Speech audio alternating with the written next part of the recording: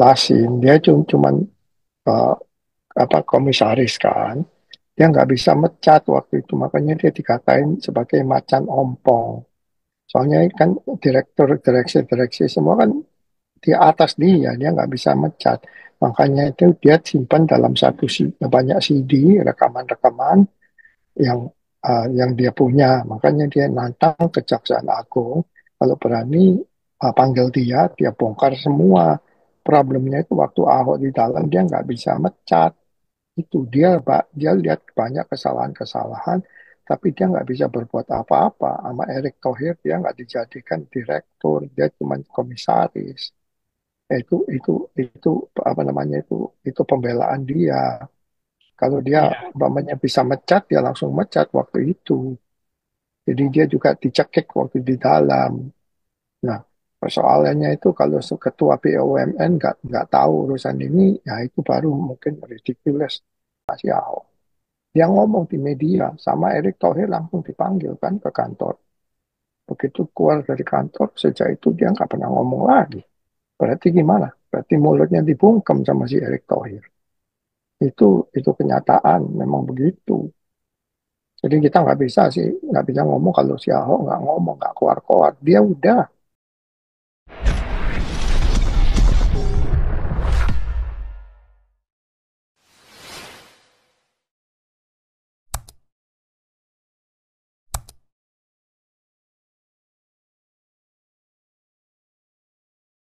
Ada dua orang yang resen, boleh Oh iya dikasih ya, lagi nggak, Pak? thank you. Sorry, sorry. Kalau Bu, Nanti terima dilanjut kasih. kembali ya, Iya, Pak. terima Oh, kasih. Sorry Bu. Hentikan saya. Kadang-kadang sudah emosi Bu. Iya, iya. saya Nanti tolong ya, dilanjut ya, Pak ya. dihentikan karena nggak ada yang suruh berhenti. Saya memang Oke. iya. Thank you very much. Thank you. Kasih Pak. Ya. Pak Stephen. Ya, ya selamat malam Bu Ellen, selamat malam Pastor Paul semuanya. Ya, halo. Apakah kedengaran suara saya? Sangat jelas, Pak. Nggak jelas ya.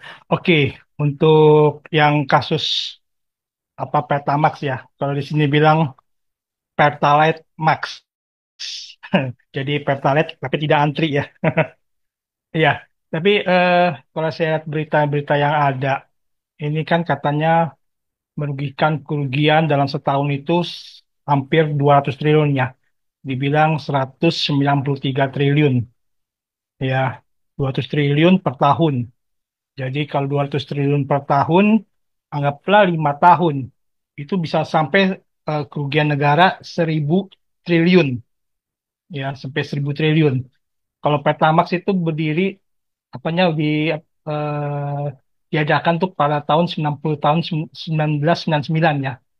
Ya, jadi kita nggak tahu nih apakah eh, cuma 5 tahun doang korupsinya atau lebih dari 5 tahun itu. Ya, jadi kalau saya lihat ini luar biasa korupsinya ya, korupsi utama ya. Tetapi harta yang disita dari 9 orang tersangka, ya, hartanya kalau saya lihat oleh disita oleh Kejaksaan Agung tidak sebanyak oleh harta si Muis ya. Muis itu yang kasus timah. Jadi yang sitaannya tuh tidak banyak saya lihat ya 9 orang. Korupsinya beribu-ribu triliun, tapi yang disita cuma sedikit nih. Hartanya cuma sedikit yang disita. Ya, lain sama kasus timah, paling cuma berapa ratus triliun, tapi harta yang kesita banyak. Ya, karena si Muis itu kalau saya lihat, dia pingin hukuman ringan, makanya dia kasih tahu semua hartanya. Harta-hartanya semua kasih tahu tuh, harta-harta gitu loh. Tapi ternyata dikasih hukuman ringan 6 tahun, ternyata masyarakat yang nerima jadi 20 tahun ya. Seperti itu ya.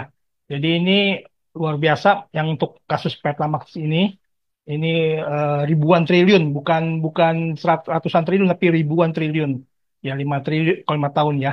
Dan kalau saya lihat ini kan kalau saya lihat si Prabowo foto-foto dengan si Puan, dengan SBY, dengan Jokowi, ya itu menandakan dia kasih signal ke Kejaksaan Agung, lu jangan sampai tersangka-tersangka ini SBY jadi tersangka, jangan sampai ya, atau Jokowi, atau si siapa, si Megawati, jangan sampai ya. tersangka-tersangka ini ya. Jadi kasih signal tuh ke kejaksaan tuh. Jadi saya yakin Kejaksaan Agung nggak mungkin tersangkanya tuh poin tersangka baru ya, atau nggak tersangka lagi tersangkanya tuh presiden ya.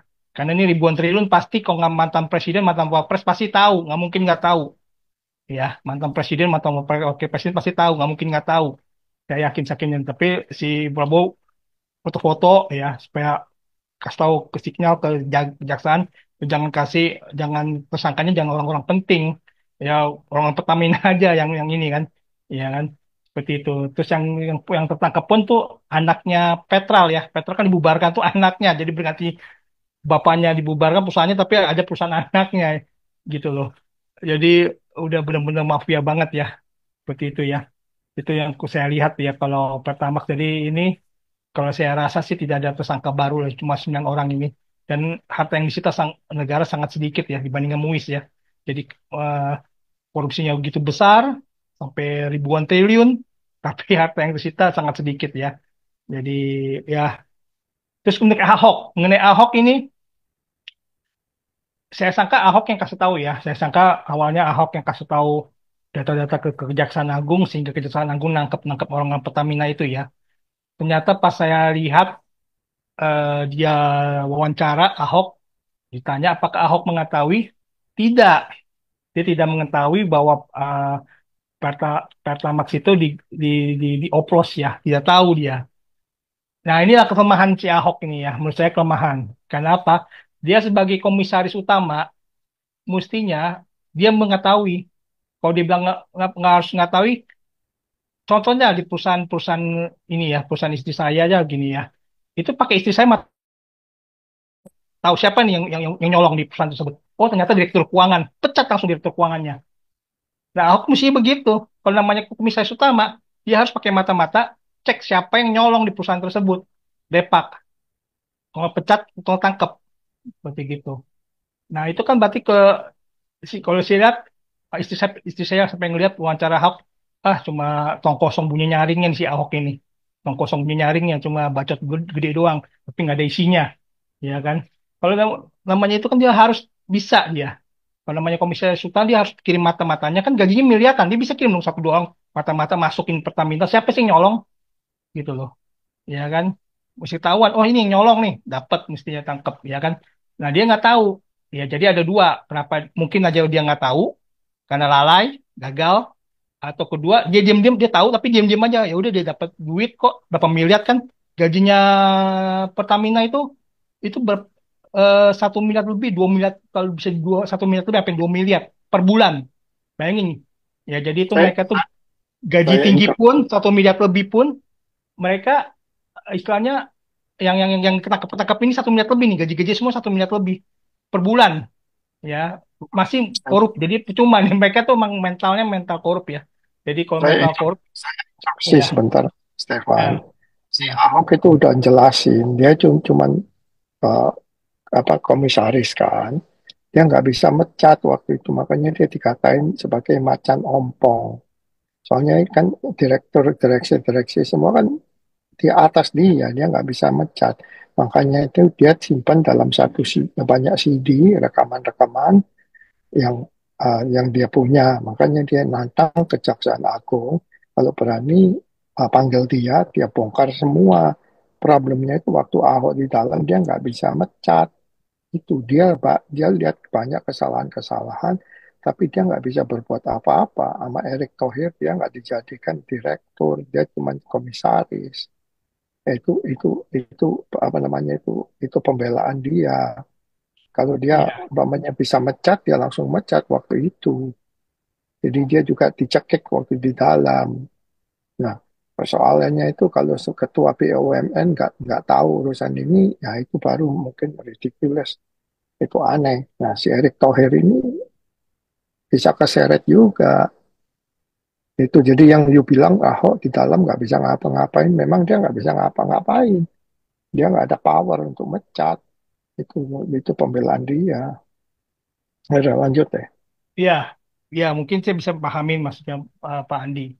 Ya, tapi kalau lain sih mungkin nggak, saya nggak tahu ya. Ini kan perusahaan swasta. Kalau saya kan bandingin terhadap perusahaan swasta, ini kan BUMN ya, nggak tahu ngerti di sebagai kalau perusahaan swasta dia bisa pakai mata-mata, dia tahu siapa yang nyolong, dia bisa mecat gitu, direktur keuangan bisa pecat gitu. Tapi saya nggak tahu kalau BUMN ya.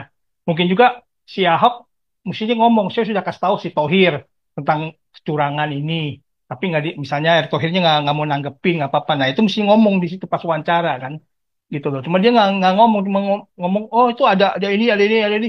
Cuma kenapa lu nggak ngomong gitu loh? Enggak, Pak Stefan, Ya. itu saya tambahin dikit ya. Hmm. Waktu itu si Ahok, waktu ketemu kesalahan-kesalahannya, dia kan ngomong keluar koar-koar. Habis gitu gimana?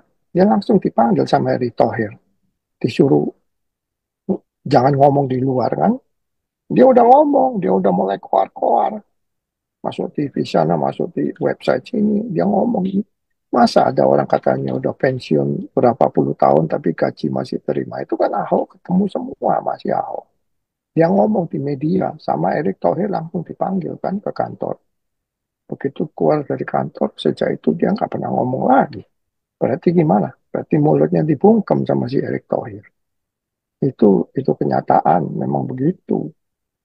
Jadi kita nggak bisa ngomong kalau si Ahok nggak ngomong, nggak keluar-keluar. Dia udah, Hmm. ya he did keluar-keluar, dia udah keluar. Tapi sama bosnya si Erick Thohir, BUMN bos, bilang udah deh lu jangan banyak bacot. Itu ceritanya. Ya kita Makanya dia lihat. kurang. eh, Hmm, Ya, oke lah kalau begitu gitu kita lihat apakah dia berani dia bukti-buktinya ke Kejaksaan Agung dia. Mudah-mudahan ini ya kalau seperti itu. Ya mudah-mudahan ya kata saya nggak tahu juga di dalamnya ya. Coba memang udah sudah kacau ya sistem mafia-mafianya ini ya luar biasa. Ribuan triliun mereka nilep duit ya kan. Seperti saya itu. yang saya kaget saya tadi yang udah saya bilang kalau kamu ada kesempatan kamu dengerin itu si siapa Daniel Mananta interview sama sama pengacaranya si siapa Harvey Moise itu aduh saya kaget kemarin dengarnya itu kacau banget kejaksaan tuh itulah hukum Indonesia ya kan? Ya. Kalau Terus kamu ini ada kesempatan ya dengerin deh itu ya apa ya paham. pengacaranya Hmm. pengacaranya si Harvey Moise gila itu jadi duit segitu numpuk-numpuk itu si Harvey Moise bilang bukan barang gua itu. Tapi Ya ya. kejaksaan bilang kan itu disita dari rumahnya, Hmm. ya kan? Terus yang Duit sama ya ya benar-benar. perasaan emas batangan sampai gitu banyak. Terus terus tas-tas mahal punya istrinya itu disita itu sebetulnya nggak boleh kan? Itu istri tas kan dari hasil dia jadi selebriti. Kenapa mesti disita? Nah, terus dia bilang juga itu 271 triliun itu disuruh itemize. Tunjukin 21. Kamu ngitung dari 2171 triliun ini hitungannya itu dari mana? Kalau kata dia sih katanya dari apa kerusahaan alam. Nah, kerusahaan alam tambang tambang timah di Belitung itu kan udah dari ratusan tahun. Udah dari dulu ditambang, Hmm. ya kan? Harvey Hmm. Muiz paling mulai 2016 atau 2017 kok disalahin 200 tahun ke belakang. Itu kan aneh deh pokoknya, seru deh. Itulah Ya, hukum Indonesia. iya. Lanjut, Terus lanjut. yang ketiga Pak Andi, ini ada berita baru nih. Saya dapat dari WA dari berita CNN Indonesia ya, CNN Indonesia gitu. CNN Indonesia dibilang apa polisi di Lombok ya, di Lombok itu tilang syariah. Jadi kalau misalnya mau ditilang, orang itu harus bisa baca Al-Quran. Kalau bisa baca Al-Quran nggak jadi ditilang gitu loh. Tapi kalau dia nggak bisa baca Al-Quran ditilang. Jadi ini kan sepertinya kayak bentuk diskriminasi ya, kalau bilang. Kalau kalau di Aceh ya inilah ya syariah kan dia kan. Ini kan di Lombok gitu loh. Nah, itu ada di CNN tuh. Makanya kok polisi bisa begitu? Apakah ada kesuruhan dari bupatinya? Ya kan, bisa kan pasti dia bergerak ke atas bisa dari pemerintah daerah ya. Jadi, nah ini kan antara pemerintah pusat sama pemerintah daerah nih ya. Seperti itu. Ini gimana nih? Ya kan? Itu kan melanggar gitu loh. Jadi benar-benar diskriminasi. Jadi kalau kita yang non Muslim nggak bisa baca Al-Quran, ya kan? Masa harus baca Al-Quran supaya nggak kena tilang gitu kan? Lucu. Itu kan diskriminasi berat ini namanya diskriminasi berat, ya kan? Seperti gitu loh. Itu pun ya di Aceh itu juga itu ya bisa syariah tuh gara-gara si Yusuf Kala tuh ya. Kan bilang, oh ngosong kita jangan supaya nggak berperang sama agam. Jadi kita bikin syariah aja Aceh ya. Jadi ngaco nih emang si si Yusuf Kala nih, ketua Dewan Masjid ya, si Wapresnya SBY dulu ya, seperti gitu. Nah ini di Lombok nih sudah begitu kan ngaco menurut saya ya. Indonesia emang kacau bener ya, benar kacau nih bener ya, seperti itu. Itu yang berita yang terbaru tuh ya, gitu loh. Terus yang keempat mungkin saya mau nanggepin ya, tadi emang agak menyimpang yang Zelensky ini bener kata Pandi, dia goblok dia nurutin si Biden ya. Ngapain dia perang di dalamnya sendiri? Kenapa waktu itu Rusia nyerang, kenapa dia nggak nyerang balik ke Rusianya? Si- Nggak, kalau begini kan dia ngancur-ancuran dia, iya kan Ukraina ngancur-ancuran, ya kan. Kalau nyerang-nyerang yang balik lah, yang balik ke wilayah Rusia. Terakhir-terakhir Biden baru ngasih, udah ancur-ancuran, udah utangnya banyak, baru dikasih. Makanya bodohnya si Zelensky nih ya, si Ukraina ya. Kalau mau yang lain, kalau pas itu ya serang balik lah ke wilayah Rusia. Kenapa harus bertahan di apa senjata-senjatanya di Ukraina doang, nyerang Rusia di Ukraina kan lucu gitu loh ya. Jadi itu aja sih yang dari saya. Terima kasih Pak Andi. Kan itu kan kebodohan orang pekun si Biden udah pekun. Masa Iya, bantuin senjata, tapi senjatanya nggak boleh ditembakin ke arah Rusia. Lah kan lucu. lucu, emang Soalnya, lucu banget. tapi pemikiran dia masuk akal. Soalnya kenapa? Kalau itu barang-barang udah ditembakkan ke Rusia, Rusia tahu ini senjata Amerika bikinnya bisa perang perang dunia. Itu yang ditakutin. Jadi Oh, kayak gua gitu. kasih kamu senjata untuk kamu menjaga teritori kamu. Cuman itu doang. Tapi kan konyol. Tapi mereka kan ditembakin terus. Iya, baru terakhir-terakhir baru dikasih Pak. Ini baru pas dia si bidannya turun baru dikasih. Boleh deh lu tembakin, makanya dia Ukraina langsung rebut kan Rusia kan di wilayah Kursk kan. Tapi itu tetap terlambat, mestinya dari awal dihantam balik gitu loh. Mungkin sekarang kan yang ngancur-hancuran Ukraina yang ngancur-hancuran, ya kan? Seperti itu. Ngapa gitu loh, ya seperti bodohnya Balik, Zelensky ya namanya itulah. Ya seperti itu sih Pak Andi. tapi balik lagi ke Indonesia. Urusan si Harvey Muiz, urusan Timas, sekarang Pertamina. Aduh ini Sami Mawon. Ini Iya drama, Pak. drama Korea. Drama Korea. Iya, bener Memang Pak. uh, hukum Antabarata lah. Gitu. Iya bener Pak Andi. Hmm. Ini bongkar semua saya bilang nggak mungkin. Soalnya ini kan kayak Iya, ini apa, sarang laba-laba. Semua kena bener, ikai. bener Lu Pak belum Andi. pikir di belakangnya Harvey Muiz nggak ada bintang 4 bintang 5. Banyak lah. Hmm. Terus ini lagi Pak Andi, lagi main di WhatsApp dia bilang, wah ini gimana sih Mas Song ngapa nggak gerak? Ya, lu lihat anggota DPR sekarang kan tuh ada tuh pemimpin-pemimpin unjuk rasa mahasiswa kan di DPR, diem semua kalau udah kenal banyak uang, diem dia, mereka. Itu kan seperti itu. Jadi kalau mereka berteriak-teriak, nggak kalau nggak dapat duit, tapi kalau udah jadi anggota DPR udah diem dia mereka semua. Seperti itu Udah, Pak. udah banyak penyanyi. Ya udah suruh nyanyi sana. Ada pelawak. Ya udah ngelawak aja. Iya. Mau apalagi. Ngerti hukum mereka. Mau pelawak mana ngerti.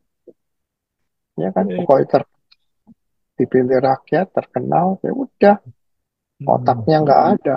Ya itulah yang terjadi. Bukan jelek-jelekin dah. Itu kenyataan lah. Ya, ini Oke. lanjut, lanjut. Oke, itu aja, Mandi. Makasih.